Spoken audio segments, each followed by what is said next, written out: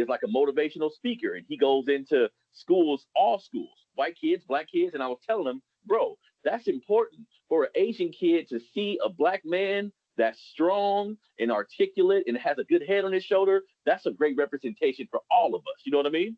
So tell me what you think about that as far as, how important can we impact our community if a lot of us just decided to help out? Well, I mean, again, you go back, it's historical. If you look at history, you study, family dynamics and stuff like that. If you go into our history, when even like in slavery and chattel enslavement, black men were walking from Kentucky to North Carolina to try to bond this family. Wife was sold and all that kind of stuff.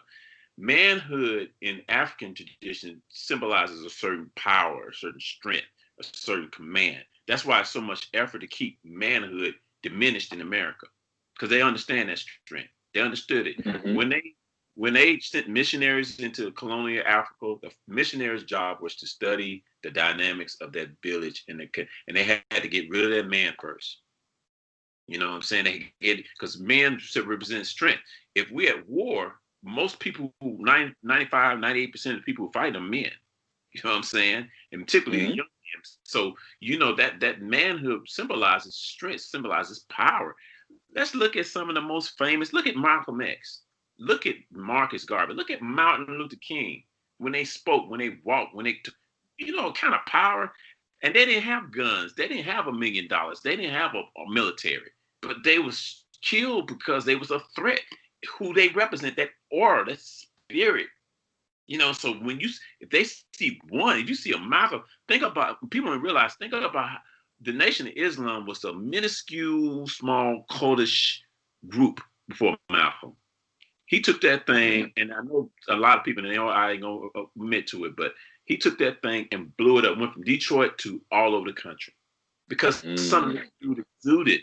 This dude exuded, and this dude went all around the world. He's been dead over almost 60 years, 55, 60 years, and he's still impacting generations. His words are still impacting generations. So if an ancestor can do that, imagine somebody living, walking, breathing, being consistent with it. Because it's cool for brothers to come in and talk one time, but be consistent. You don't have to be all over. I'm not the type of dude, because a lot of people make livings speaking, going around the country, and that's cool. But we need consistency within local areas.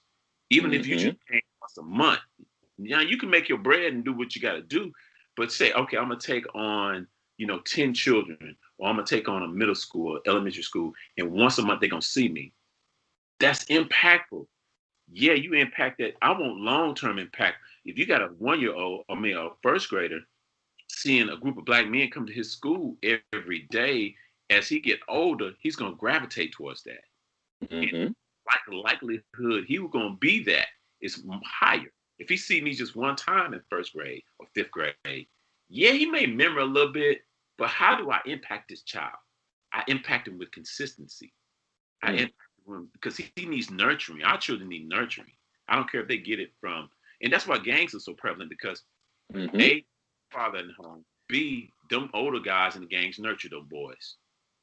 They feed them. What do you need, man? I got you, man. You hungry? Come on. Come on, I got you, bro. And it just nurtures them. And then they have them do something, diabolical later. But I'm more apt to do and serve and be a soldier when I got love. I can perceive love out there in them streets. So we just got to replace that kind of love with something different. So we're powerful, man. Women will tell you that. Ain't nothing desirable for black women as a dude who's self-confident, self-assured, can articulate his thought, walk down the street. The aura, you can walk down the streets of Philly and see it. Because you don't see a lot of black dudes doing that. A lot of our children, a lot of guys are, not strong. They don't have like statistical fortitude. They don't have that. They just kind of like, it's kind of more feminine now. And then it's not a lot of strength, but that aura, people are attracted to it. That's why they're so intimidated by men who just march to their own beat of the drum. Look how much flack Ice Cube getting, and he ain't backing down. That's very true, brother. Look at his aura. Look at him. He's like, I'll talk to anybody, and I'm gonna tell you, and this is how I feel. Mm-hmm. black, white, in between. He's Yep. got that strength that, you know what I'm saying? Yep. Yep. You can Yep. disagree That's with him, you true. can hate him, but you gotta respect him.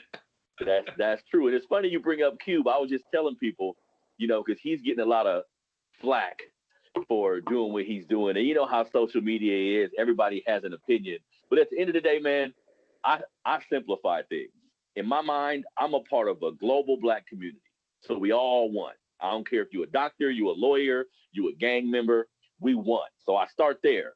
And if I know so many brothers who unfortunately don't really care about our struggle.